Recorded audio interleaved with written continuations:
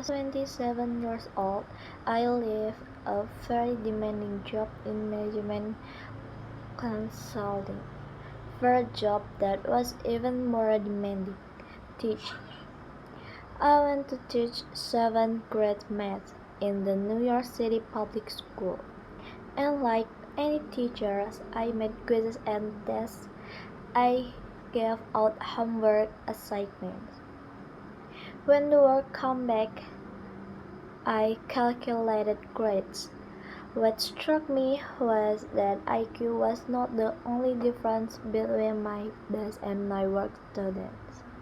Some of my strongest performers did not have stratospheric IQ scores. Some of my smartest kids weren't doing so well. And that got me thinking the kinds of things you need to learn in 7th grade math.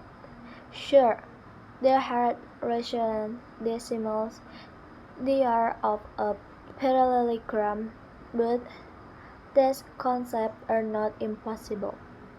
And I was firmly convinced that every one of my students could learn the material if they worked hard and long enough.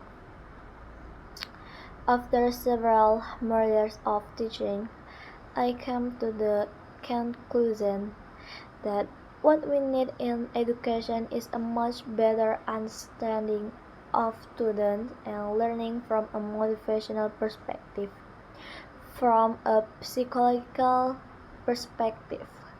In education, the one thing we know how to measure best is IQ.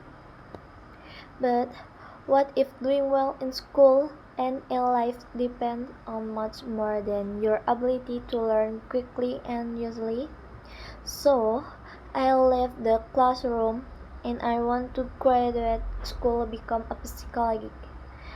I started studying kids and adults in all kinds of super challenging settings. And in every study my question was, who is successful here and why? My research team and I went to West Point Military Academy. We tried to predict which cadets would stay in military training and which would drop out. We wanted the national spelling bee and tried to predict which children would advance furthest in competition. We studied rookie teachers working in really tough neighborhoods, asking which teachers are still going to be here and teaching me to the end of the school years and of those who will be the most effective at improving learning outcomes for their students. We partnered with private companies asking which of the sales people is going to keep their jobs and who going to earn the most money in all those very different contexts. One characteristic emerged is significant predictor of success, and it was social intelligence, it was good looks, physical health, and it was IQ. It was great. Great is passion and perseverance for very long-term goals. Great is having stamina. Great is sticking with your future day in day out, not just for the week, not just for the month, but for years and working really hard to make the future a reality.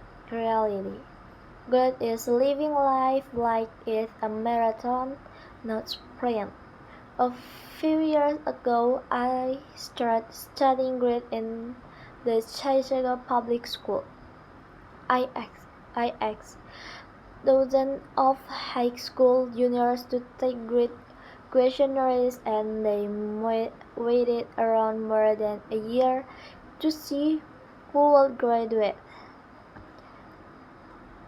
Turned out the graduates were significantly significantly more likely to graduate, even when I watch them on every characteristic I could measure. Things like family incomes, standardized achievements, that scores, even how safe kids felt when they were at school. So it's not just at with point of or the national spelling that grade matters. It's also in school, especially for kids at risk for dropping out. To me, the most shocking thing about grade is how little we know, how little science knows about building it. Every day, parents and teachers ask me, how do I build grade in kids? What do I do to teach kids a solid work ethic? How do I keep them motivated for the long run? The honest answer is, I don't know. What I do know is that challenges make you greedy. Our data show very clearly that there are many talented individuals whose play simply do not follow through on their commitment. In fact, in our data, grade is usually unrelated or even diversely related to measure of talent. So far, the best idea I've heard about building grade in kids is something called growth mindset. This is an idea developed at Stanford University by Carl Dweck, and it is the belief that the ability to learn is not fixed, that it can change with your effort. Dr. Dweck has shown that when kids read and learn about the brain and how it changes and grows in response to challenge, they are much more likely to persevere than when they fail because they don't believe their failure is a permanent condition. So growth mindset is a great idea for blending grit, but we need more. That's where I'm going to end my remarks because that's where we are. That's the work that's studied before us. We need to take our best ideas or strongest intuitions, and we need to the time. We need to measure whether we've been successful, and we have to be willing to fail, to be wrong, to start over again with lesson learned. In other words, we need to be greedy about getting our kids greater. Thank you.